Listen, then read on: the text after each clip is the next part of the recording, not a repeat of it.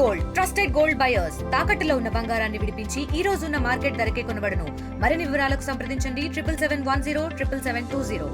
జనసేన ఆవిర్భావ దినోత్సవం వేదికైతే పిఠాపురం వేదికగా జరగబోతున్నాయి. ఈ నేపథ్యంలో మొత్తం ఏర్పాట్లన్నీ కూడా పూర్తయినటువంటి పరిస్థితి ఉంది. అలాగే ప్రధానంగా కమిటీలు ఏర్పాటు చేసి ఈ యొక్క ఏదైతే ఏర్పాట్ల మీద అయితే భారీ ఎత్తున అయితే సమీక్షలు అయితే చేస్తున్నారు. ప్రధానంగా చూసుకుంటే ఈ యొక్క వేదికనైతే ప్రధానంగా చూసుకుంటే 14 కమిటీలు అయితే పనిచేస్తున్నాయి. నిరంతరం కూడా పనిచేస్తూ మానిటరింగ్ చేస్తూ వచ్చేటువంటి జన సైనికులకి ఎటువంటి అసౌకర్యం కలగకుండా భారీ ఏర్పాట్లు అయితే చేస్తున్నారు. ప్రస్తుతం రాజనగరం నియోజకవర్గం ఎమ్మెల్యే బత్తుల బాలరామకృష్ణ గారు మాట్లాడే ప్రయత్నం చేద్దాం. సార్ చెప్పండి, ఈ ఏర్పాట్లు ఏ విధంగా పూర్తయ్యాయి, అన్నీ కూడా ఎంతమంది వచ్చే అవకాశం? అద్భుతమైన ఏర్పాట్లు జరుగుతున్నాయి. దేశ చరిత్రలో ఒక ప్రాంతీయ పార్టీ చేసుకుంటున్నటువంటి ఆవిర్భావ దినోత్సవం ఇంత ఘనంగా ఎప్పుడు జరిగి ఉండదు. ఇది నా భూతో నా భవిష్యత్తు అనే విధంగా జరుగుతుంది. సుమారు 10 లక్షల మందితో బ్రహ్మాండమైన ఆవిర్భావ దినోత్సవం జనసేన పార్టీ చేసుకుంటుంది. ఒక ప్రశ్నించే పార్టీగా ప్రారంభమయ్యి ఈరోజు పాలించే పార్టీగా ఆవిర్భించినటువంటి పార్టీ ఇది. ప్రజల కోసం, పేద ప్రజలు, బడుగు బలహీన వర్గాలు, భావితరాల భవిష్యత్తు కోసం నిలబడిన పార్టీ. మా యొక్క అధ్యక్షుల వారు శ్రీ పవన్ కళ్యాణ్ గారు ఎన్నో అవమానాలు, బాధలు, కష్టాలు భరించి ఈ పార్టీని నిలబెట్టి ఈ రోజుని మేమంతా కూడా 100% స్ట్రైక్ రేట్తో గెలిచి జైకేతను ఎగరవేస్తూ కూడా ఆవిర్భావ దినోత్సవం చేసుకోబోతున్నాం. దీన్ని ఒక కుంభమేళాలాగో ఒక పుష్కరాల్లాగో కూడా మనం వర్ణించవచ్చు. ఎందుకంటే అధిక సంఖ్యలో జనాలు దేశ విదేశాల నుండి కూడా వస్తున్నారు.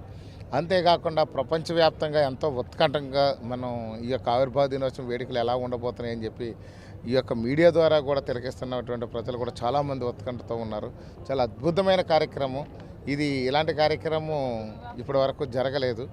ఈ జనసేన పార్టీ అంటేనే ప్రజలందరూ కూడా మాట్లాడుతున్నది ఏంటంటే మనకు స్వతంత్రం వచ్చిన ఆగస్టు 15తోని, అదేవిధంగా చూస్తే రిపబ్లిక్ డే జనవరి 26తోని, అందులో ఆ ఖాతాలో మార్చి 14వ తేదీ జనసేన పార్టీ ఆవిర్భావ దినోత్సవం కూడా ప్రజల కోసం, ప్రజల యొక్క అభివృద్ధి కోసం, ప్రజా సంక్షేమం కోసం ఏర్పడినటువంటి రోజుగా ప్రజలందరూ కూడా వర్ణిస్తున్నారు.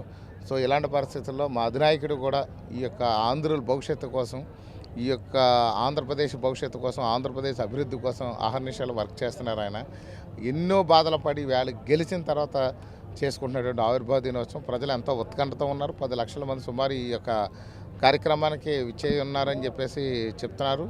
అదేవిధంగా చూస్తే ఇక్కడ కావాల్సిన ఏర్పాట్లన్నీ ఈ యొక్క వేసవిని దృష్టిలో పెట్టుకుని, ఈ యొక్క టెంపరేచర్ ఏదైతే ఉందో దాన్ని దృష్టిలో పెట్టుకుని మజ్జిగ, మంచినీళ్ళు, పుచ్చకాయలు, భోజనం అన్ని ఏర్పాట్లు కూడా మా అధ్యక్షుల వారే స్వయంగా వారిని మంచి నిర్ణయం తీసుకుని ప్రజలకు ఏర్పాటు చేస్తున్నారు. వచ్చేవాళ్ళకి ఎన్ని కమిటీలు ఏర్పాటు చేసింది, ఏ కమిటీకి మీరు బాధ్యత వహించారండి? ప్రధానంగా నేను ప్రస్తుతం లాజిస్టిక్ కమిటీ ఉంది, అందులో అంబులెన్స్ సర్వీస్ ఉంది, మెడికల్ సర్వీస్ ఉంది, ఫైర్ సర్వీస్ ఉంది. అదేవిధంగా చూస్తే మనకి ఈ యొక్క ఫుడ్ కమిటీ ఉంది.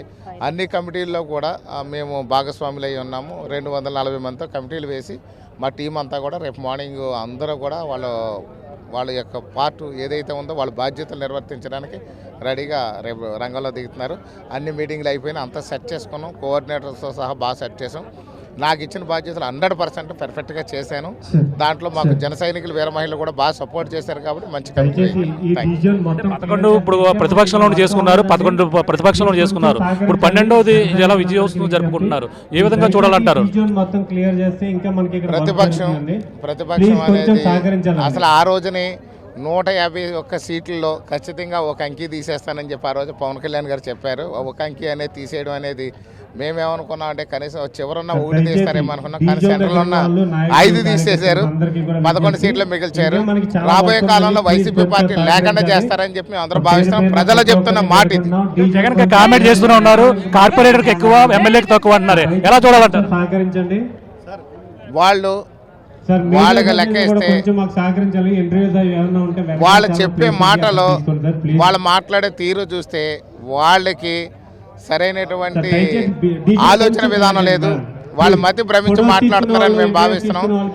వాళ్ళ ఆలోచన ఇంకా బాగా చూస్తే ప్రతిపక్షానికి కావాల్సిన సీట్లు రాకుండా ప్రతిపక్షం అడుగుతున్నారు. చూడండి, అసలు భారత రాజ్యాంగంలో 5 ఏళ్ళు ముఖ్యమంత్రిగా పనిచేసిన ఆయన ప్రతిపక్ష హోదా ప్రజలు ఇవ్వకపోతే ప్రతిపక్ష హోదా అధికార పార్టీ ఇవ్వాలని చెప్పి అడిగినప్పుడే వాళ్ళకి సరైనటువంటి అవగాహన లేని వ్యక్తులు వాళ్ళు ఏం మాట్లాడినా దాన్ని పట్టించుకోకూడదని నేను భావిస్తున్నాను. Thank you. చూస్తున్నాం ఇది పరిస్థితి.